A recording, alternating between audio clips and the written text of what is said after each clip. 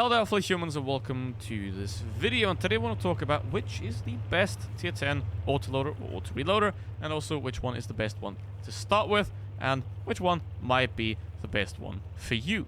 Now let's look at the stats first. As you can see, the DPM is fairly similar, with the Batchat having a bit more, but the Batchat also has the smallest clip, with 3 shots, 310 alpha damage, where the TVP has 4 shots, and obviously the Progetto has the auto-reloader, but again, it has a clip that can load up 3 shells, with the slowest unload time, but the Batchat's also is 2.8 seconds. So even though the TVP's clip is bigger, it pretty much unloads in almost the same time as the Batchat.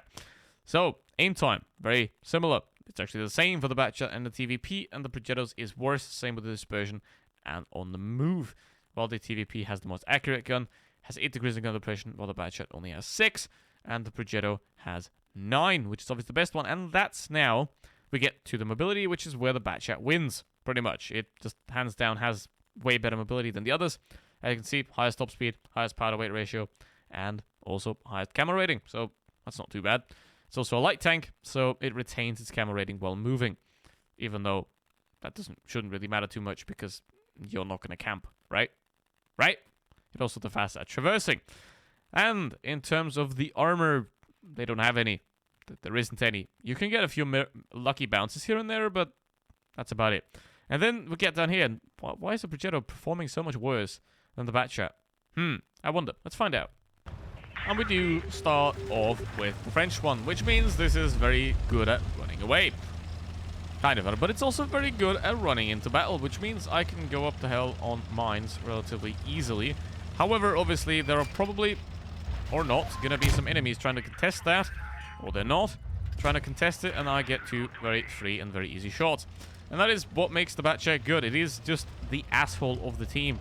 You know, it just uses its team and feeds off the team's hit points and team's positions to gain personal advantage and to then unload its clip when the enemy isn't looking. That is what the Batchat is about. And you're not a team player in the Batchat. Basically, you play off the team and not with the team. Basically, that's how this thing is the most effective. You know, hiding on the side and then striking once the enemy is not looking, or once the I-7 is trying to get you, even though they can't. Okay, grill, where are you at? And now, nope, 6 degrees of gun depression. Ouch. There he is.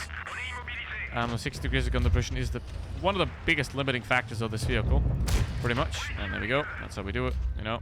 Gun depression. Why is this tank performing so well? Well, that's why, because it's just very good at sitting on the side and making the team useful, even though they might not be fully useful. So that's what this thing is good at. So this can be a very, very strong medium tank. It is a medium tank, doesn't matter what Wargaming thinks it is a medium tank. It is, without a doubt, a medium tank. Okay, now 1,500 damage already. Took a bit of damage from the grill, but that should not be too much of a problem. Now, the 183 is capping, which is okay. Which means that some of the enemies are eventually going to have to move over there, which is going to be a problem.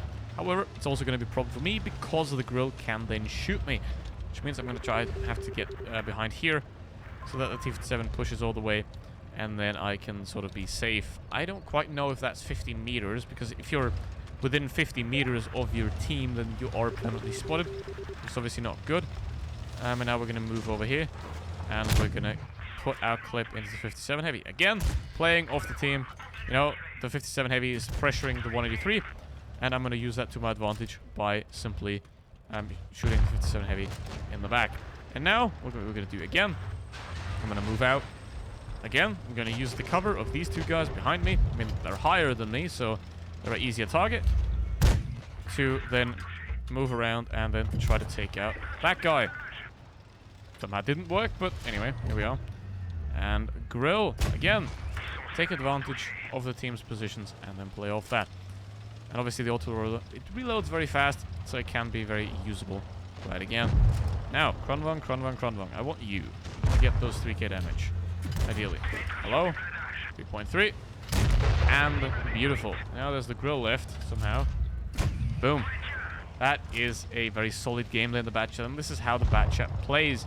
You know, it is quite difficult to make this work. However, it is probably the easiest one to learn, because all you have to do is hope, or like basically go where the enemy isn't looking at and then shoot.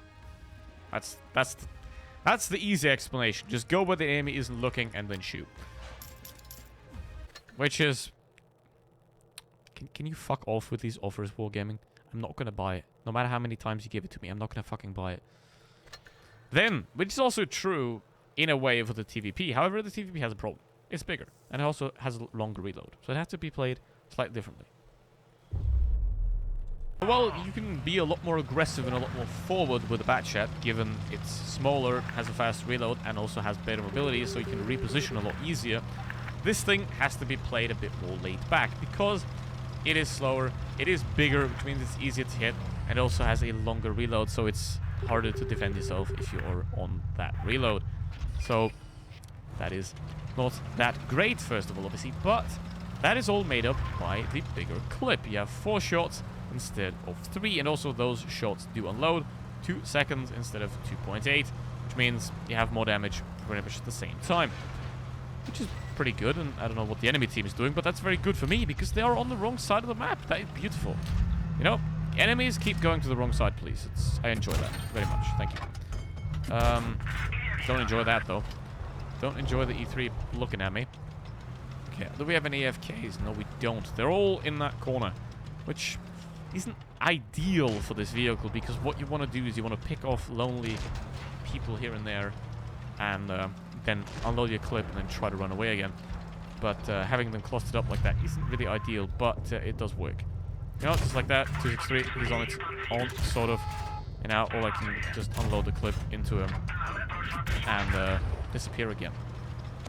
The Batchat AP is probably going to die, but oopsie. Okay, how... What are you... I said... Hello? What is he... Okay. What do you think happened to that guy? Put it in the comments.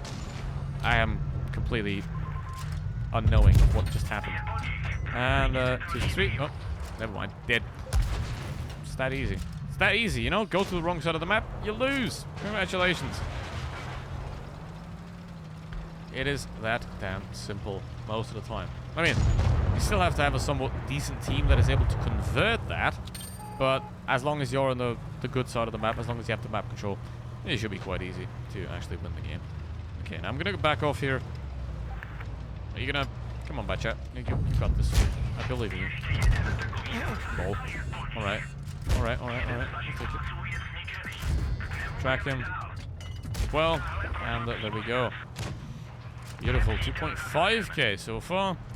And now I don't want to fight with that 60 TP because, big boy. Nope. I want to instead fight with that MX-50 120 because he doesn't have a camo. He doesn't have a clan. So I would suspect that this is not a good player by any means. But I still don't want to get into his face. So I'm just going to crack him here. Try to get away from the 60 TP a bit. And here we go. And he missed as well. Beautiful. Beautiful. Right there. Ori mum die. What the f... Me, we won, dude. What the hell? What is this? They're inventing a new language. Just bot you mom. They're literally inventing new English grammar. Alright, I love it. Fnook. Jeez. Alright. How do you bounce again? Okay, I feel bad for you now. I do feel bad for you now, 62p. But yeah, 4.4k. That's not too bad. Actually better than expected. And bye-bye. He missed. That's like the 4th time he didn't do damage to me. I should be dead an hour ago to him. I feel bad for you, 60p. I'm sorry for being too lucky. But, as you can see, this tank can work very good as well. However, it is a lot harder to play than the Batchat. I think the Batchat is probably... it might look scary at the beginning, but it is not that hard to play. The Progetto is the worst performing, and I know exactly why. Now, this tank has higher alpha damage than both of the others at 350, which is better, right? I mean, the mobility is pretty much somewhat similar to the TVP. Slightly worse, I'd say. But the biggest problem with this tank isn't that it's a bad tank. It's very hard to use with the auto reloader and to use the auto reloader properly. Because a regular auto loader loads the 3 shots, you shoot the 3 shots, you reload. It's quite straightforward. With this one, that is not the case. This one reloads each cell individually, and each shell is longer. So basically, if you shoot the first shell, you're gonna have less time in between shots than if you always shoot the third one. So also, if you shoot a shell while another one is reloading, that reload is going to cancel, which means basically if while you're reloading you reduce your DPM if you shoot while reloading, which is obviously not ideal because you want to kind of reload sometimes. And obviously firing this thing autoloader mode only is also not great, because then the reload of all 3 shells is relatively long as well. So you see, it does have more tactical availability where you can choose how many shells you want to shoot, but it also makes it a lot harder to make those shells effective. You know, for example, if I would have been half a second slower, I would have lost that shell because it was still reloading. And now I'm gonna again wait for that shell to reload before I shoot the other one, so that then I can take the second one that is gonna pen. So this is what makes this tank a lot harder to play, and probably also perform a lot worse, because the autoloader is a bit clumsy to use. Doesn't mean it's a bad tank. It's by no means a bad tank. It can work absolutely wonderfully, and you know, if you know what you're doing, it is going to do very well for you. However, it does worse because the auto reloader, while offering more tactical opportunities, is just very clumsy to use. Just not really amazing. And take care of that. Okay, now you can pretty much see that I'm always kind of on the last shell because, yeah, it takes a long time to reload this thing once you're there. So I'm going to reload the second one again. There we go. And unload. Now, see, that's not the most effective thing you can do. But it's unfortunately how it works most of the time. So, what would I do? 2.6. No, not good, but we had a pretty good team that converted quite quickly. So, what would you, with these 3 tanks, as a verdict in the end? I would get the bat chat first. Get the bat chat, see if you enjoy the bat chat. If you don't enjoy the bat chat, don't even bother with the other 2. The Progetto is hard to play, so only get this thing if you're confident that you know what you're gonna do, that you know how to play this thing. Maybe get a auto-reloading heavy tank first, for example. Then, the TVP. I don't know. If you enjoy the bat chat and you want to try something different, you can go for the TVP. Can be with it then, but I wouldn't go for the TVP first, as the bat chat is probably the easier one to get into, and the one that, even though it doesn't have any armor, it does forgive a bit more mistakes, but it will take a while to get used to this playstyle. But obviously you have the tier 7, 8, 9 and 10 before that to get used to this entire playstyle, so it should not be that much of a problem. Obviously try the lower tanks first. If you don't enjoy the MX 1357, 1375, you're not gonna enjoy this one either. So that's it for this video. Get the bat chat first, the Progetto if you want to, if you're confident, and the TVP maybe if you want to try something different. So that's it. Thanks for watching. See you in the next one. Goodbye.